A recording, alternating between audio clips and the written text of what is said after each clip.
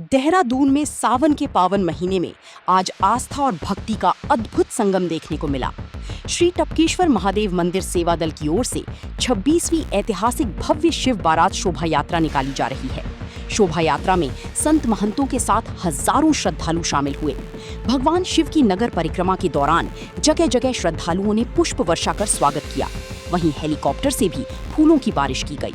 मुख्यमंत्री पुष्कर सिंह धामी ने शोभा यात्रा का शुभारंभ किया। उन्होंने कहा कि शिव बारात भक्ति का सागर है, जिसमें लाखों श्रद्धालु पुण्य के भागी बनते हैं। सीएम ने टपकेश्वर सेवा दल के प्रयासों की सराहना करते हुए सभी को शुभकामनाएं दी। टपकेश्वर महादेव मंदिर के 108 महंत भरतगिरी महाराज ने बताया कि ये आदि अनादिकालीन तीर्थ है, जहां द्रोणपुत्र अश्वत्थामा ने तपस्या की थी। वहीं जंगम शिवालय के महंत कृष्णगिरी ने कहा कि भगवान भोलेनाथ अनेक स्वरूपों में नगरवासियों को दर्शन और आशीर्वाद देने निकले हैं। महाराज जी, आज भव्य शिव बारात है, 26वां आयोजन है। क्या कुछ इतिहास है इसका और कितना शुभ मानते हैं प्रदेशवासियों के? ऐसा है कि शिव बारात जो निकलती है, टपकेश्वर महादेव मंदिर जो गुफा है, प्राचीन आदि अनादिकालीन तीर्थस्थल है, वहाँ पे भगवान शिव ने स्वतः प्रकट होके देवताओं को देवेश्वर के रूप में दर्शन दिए। ये देवेश्वर भगवान है।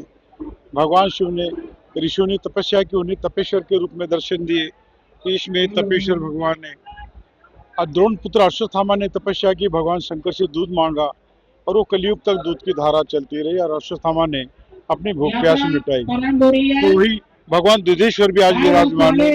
आज वर्तमान जल टपकता है कलयुग में, तो भगवान टपकेश्वर महाराज का भी एक स्वरूप बना हुआ है। आखिर में पालकी वो भी जल टपक रहा है। भगवान शंकर समाधि में लीन है और ऊपर से जल टपक रहा है और आनंदित है भगवान शंकर। तो वो भी स्वरूप आज है। तो भगवान शंकर भिन्न भिन्न स्वरूपों में आज अपने प्रकट होके देहरादून नगरी की पूरी परिक्रमा करेंगे और नगर वासियों को सबको आशीर्वाद देंगे, जन जन को आशीर्वाद देंगे।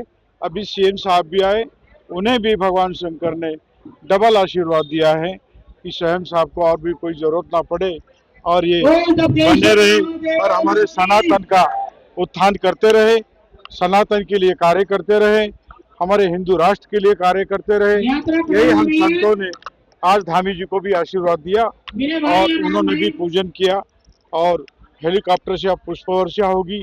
क्योंकि एक समय था जब द्रोणपुत्र अश्वत्थामा का जन्म हुआ था, तब आकाश से जो तो पुष्प वर्षा हुई थी और आज ये कलयुग चल रहा है। लेकिन पुजारी होने के नाते मैंने इस इतिहास को बरकरार बना के रखा है। तो आज के रोज आसमान से भी पुष्प वर्षा होगी और भगवान का भी स्वागत होगा और भक्तों का भी स्वागत होगा और ये परंपरा सदैव चलती रही। यही मैं भगवान टपकेश्वर से प्रार्थना करता हूँ और जन जन का जो सहयोग मिला मुझे इस साल, इसी तरह हर साल इनका योगदान मिलता रहे और सभी भक्त लोग हरदम जो आनंद लेते रहे और भगवान शिव का आशीर्वाद प्राप्त करते रहे। यही मेरे सबको जो शोभा यात्रा की हार्दिक शुभकामनाएं। उसके लिए आप पहुंचे हैं और इसके अलावा कुंभ मेले का भी अगले साल आयोजन होना है। तमाम साधु संतों से आप मुलाकात भी कर रहे हैं, किस तरह से देखते हैं सर? मैं सबसे पहले तो आज जो टपकेश्वर महादेव शोभा यात्रा, भव्य यात्रा जो हर वर्ष निकलती है, सभी भक्तजनों को, सभी श्रद्धालुगणों को और हमारे पूज्य संतगण जो इस पूरी यात्रा को संयोजित करते हैं और भक्तों का सैलाब उमड़ता है, मैं उसकी सबको बहुत बधाई देता हूँ, बहुत शुभकामनाएं देता हूँ। और ये भक्ति का सागर है। बाबा की कृपा से लाखों लोग इस यात्रा को किसी न किसी रूप में उसके सहभागी बनते हैं, पुण्य के भागी बनते हैं और ये यात्रा हर वर्ष एक नया उत्साह लेकर आती है।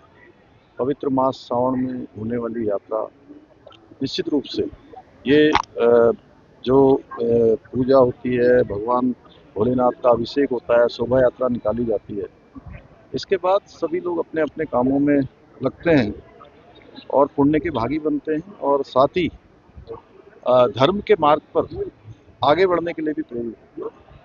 तो हम लोगों का भी एक मैं कहूँ कि एक भक्त के नाते, एक श्रद्धालु के नाते ये टपकेश्वर महादेव सेवा दल भी यहाँ पर जो काम करता है, पूज्य हमारे महाराज जी, आज दूसरे महाराज जी वहाँ से कामाख्या से आए हैं, पूरे दिन रात ये लोग प्रयास करते हैं इस यात्रा को और अधिक शोभा प्रदान करने में अपना योगदान देते हैं। मैं उन सबको भी प्रणाम करता हूँ। और पूरी देवभूमि चूँकि ये तो भगवान भोलेनाथ का निवास स्थान है और यहाँ पर हमारे धार्मिक पर्व बड़े सब उत्साह के साथ पूरे साल भर मनाते हैं। अभी चारधाम यात्रा भी चल रही है और उसका दूसरा चरण अब प्रारंभ हो जाएगा सितंबर मास में, क्योंकि मानसून के समय में वर्षा काल में थोड़ा सड़कें वगैरह ये सब हमारे यहाँ पर थोड़ा परेशानियाँ होती हैं, लेकिन अब दूसरी यात्रा के लिए हम तैयार हैं। कुंभ भी हमारा 2027 का जो उसकी सारी तैयारियां हैं। हरिद्वार में होगा कुंभ और माँ गंगा के पतित पावनी के सानिध्य में भक्तों के लिए हम सभी व्यवस्थाएं कर रहे हैं, सारी व्यवस्थाएं बना रहे हैं। अच्छा हो, भव्य हो, दिव्य हो और सुरक्षित हो, उसके निमित्त सभी काम हो रहे हैं। सर, देश का पहला